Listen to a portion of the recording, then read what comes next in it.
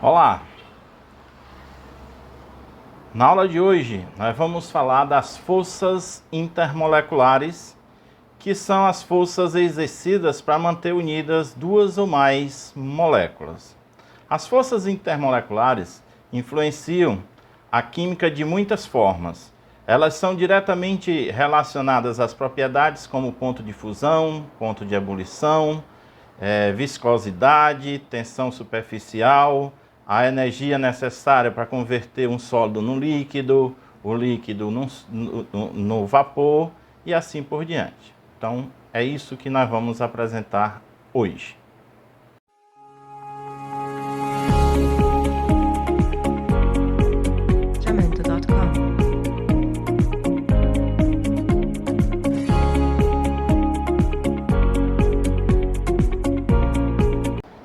Então, falando agora das ligações químicas, e vamos falar agora do último tópico, que são as forças intermoleculares.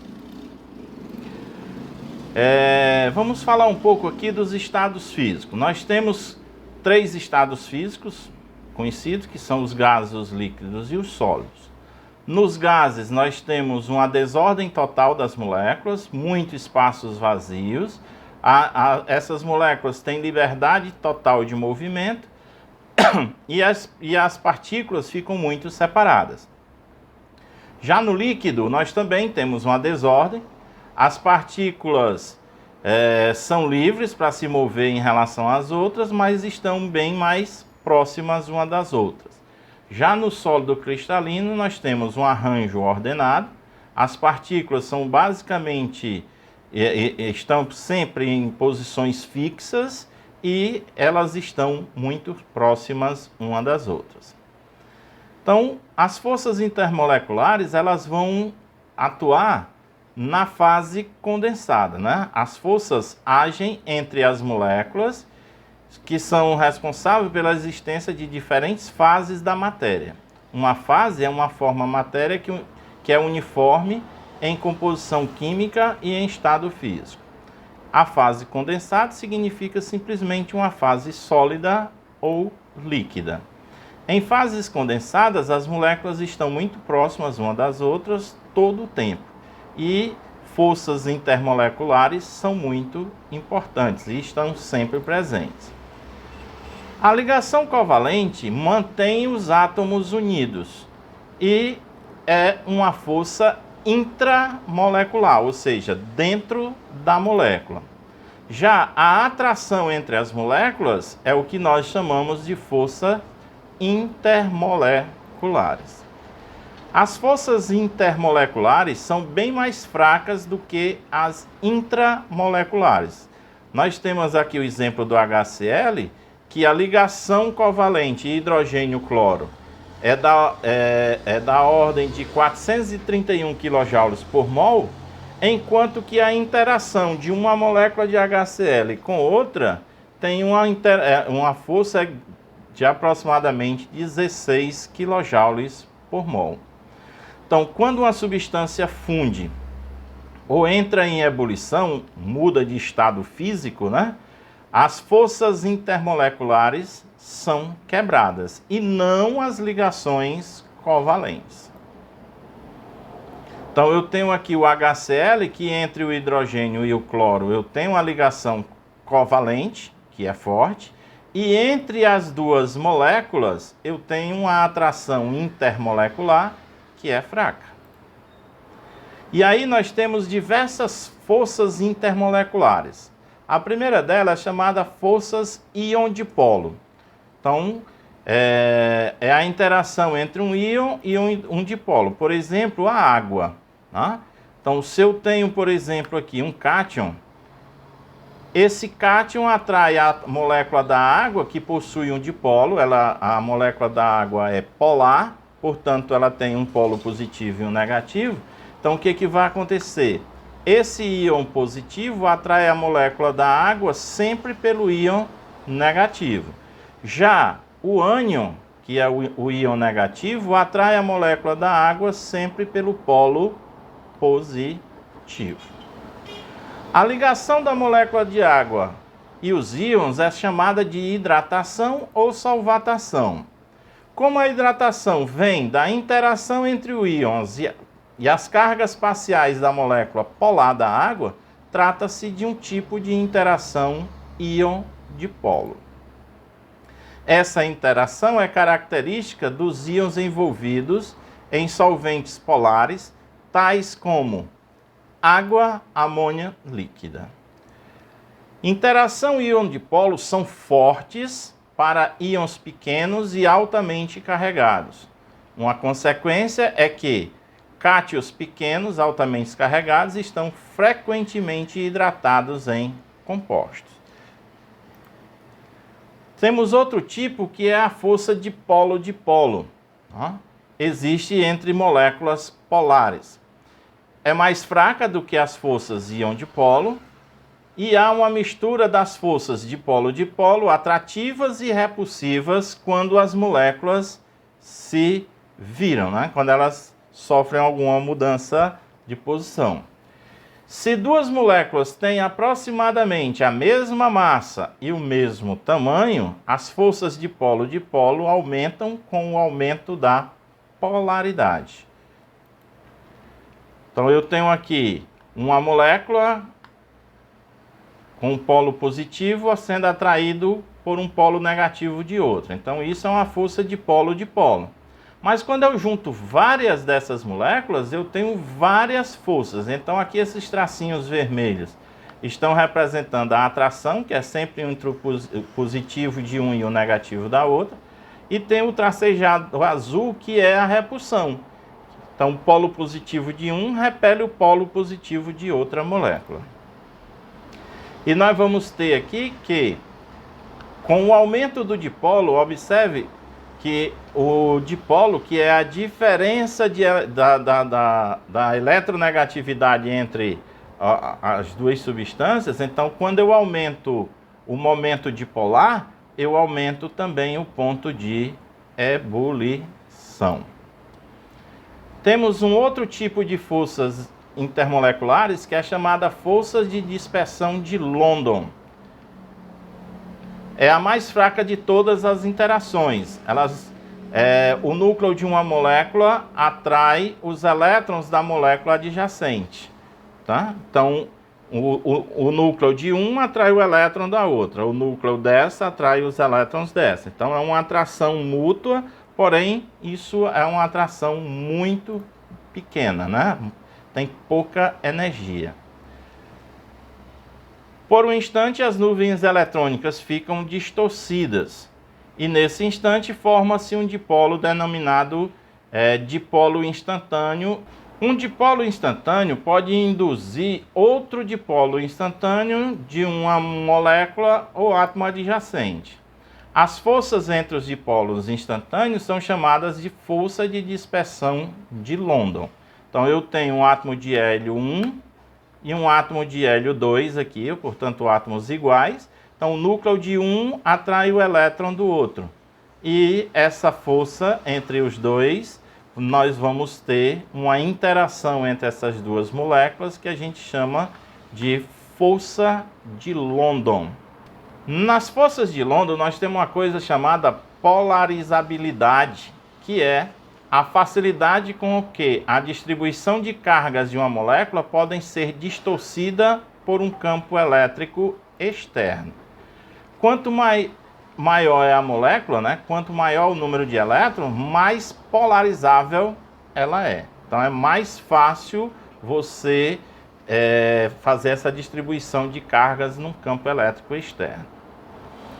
As forças de London aumentam à medida em que a massa molecular da substância aumenta. Existem forças de dispersão de London entre todas as moléculas, independentemente de ser polar ou apolar. Logicamente que as dispersões de London elas estão mais relacionadas às moléculas apolares. Porque se for polar, nós vamos ter o caso do dipolo-dipolo. As forças de dispersão de London dependem da forma da molécula. Quanto maior for a área da superfície disponível para o contato, maiores serão as dispersões de London.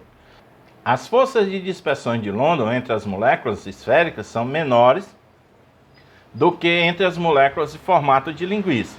Linguiça aqui quer dizer aquelas moléculas que têm uma estrutura mais linear. É o caso aqui do N-pentano e do neopentano. Observe aqui que esse caso aqui, essa molécula ela é um pouco mais estirada, é o que a gente está chamando de linguiça.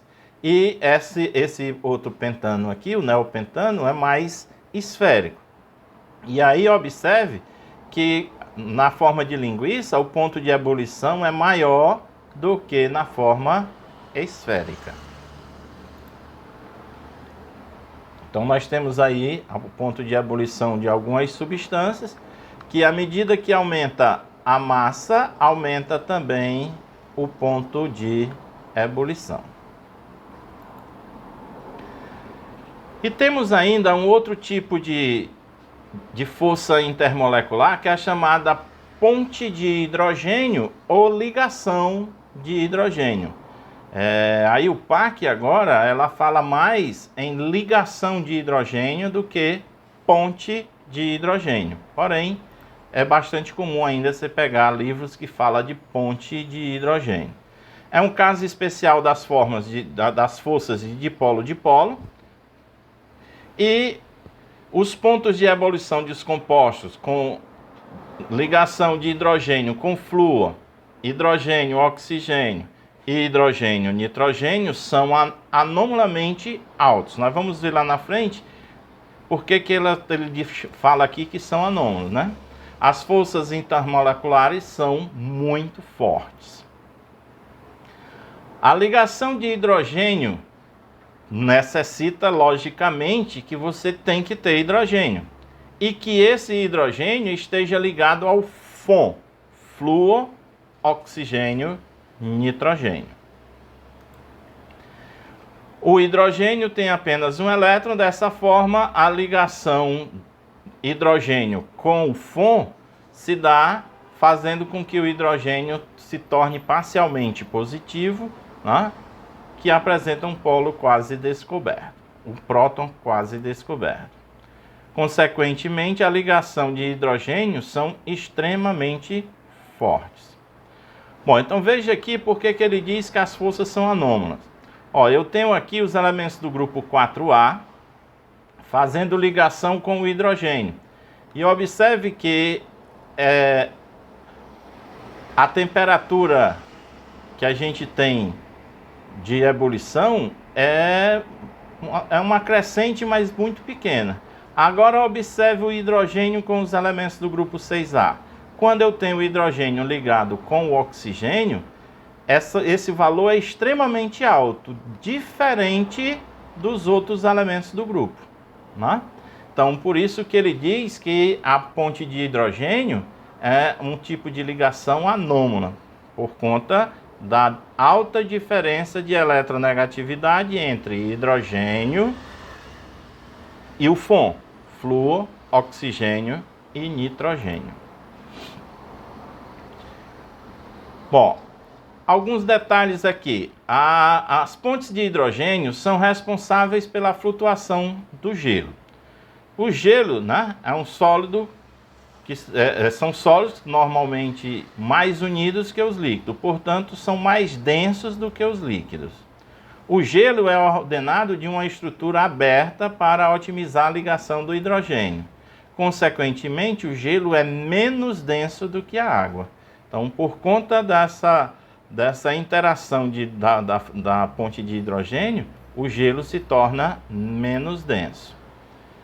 Na água, o comprimento da ligação hidrogênio-oxigênio é de 1 angstrom e o comprimento da ponte de hidrogênio entre o oxigênio de uma molécula e o hidrogênio de outra é 1,8 angstrom. O gelo tem águas ordenadas em um hexágono regular aberto. E cada parte positiva do hidrogênio aponta no sentido de um par solitário do oxigênio. Então aqui nós temos uma estrutura de gelo, esse desenhozinho aqui eu acho que todos vocês já conhecem. Isso representa o gelo. E como as moléculas estão ordenadamente unidas, e eu tenho aqui que a molécula de água com uma ligação de hidrogênio tem uma distância maior do que a ligação covalente oxigênio-hidrogênio. Propriedades das substâncias que são influenciadas pelas forças intermoleculares. A primeira delas a gente pode falar da viscosidade. A viscosidade é a resistência de um líquido em fluir sobre si mesmo, ou seja, de uma molécula passar por outra. Um líquido flui através do deslizamento das moléculas sobre as outras. Quanto mais fortes são as forças intermoleculares, maior é a viscosidade, mais difícil é esse movimento de uma molécula escorregar uma sobre as outras. Tensão superficial. As moléculas volumosas, né, aquelas no líquido, são igualmente atraídas pela sua vizinhança.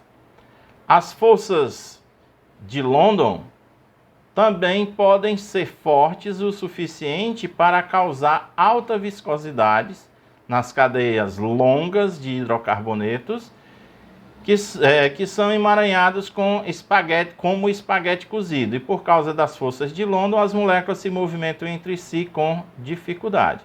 Então, quanto maior o tamanho dessa cadeia, mais difícil é esse escorregamento de uma molécula sobre a outra, portanto, maior a viscosidade. As ligações de hidrogênio são as mais fortes, né? São as forças de interações mais fortes.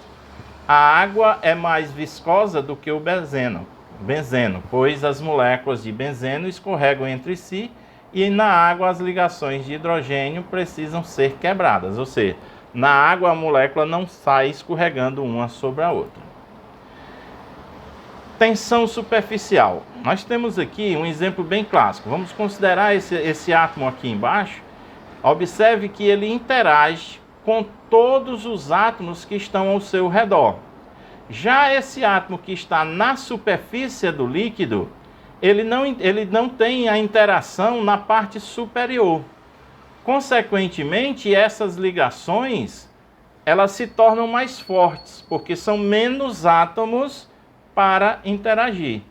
Então, como essas ligações na superfície se tornam mais fortes, eu tenho então que, para penetrar nesse líquido, você precisa vencer com mais dificuldade essas forças. E isso a gente dá o nome de tensão superficial. As moléculas da superfície são atraídas apenas para dentro, no sentido das moléculas volumosas. Consequentemente, as moléculas das superfícies estão mais densamente empacotadas do que as moléculas volumosas.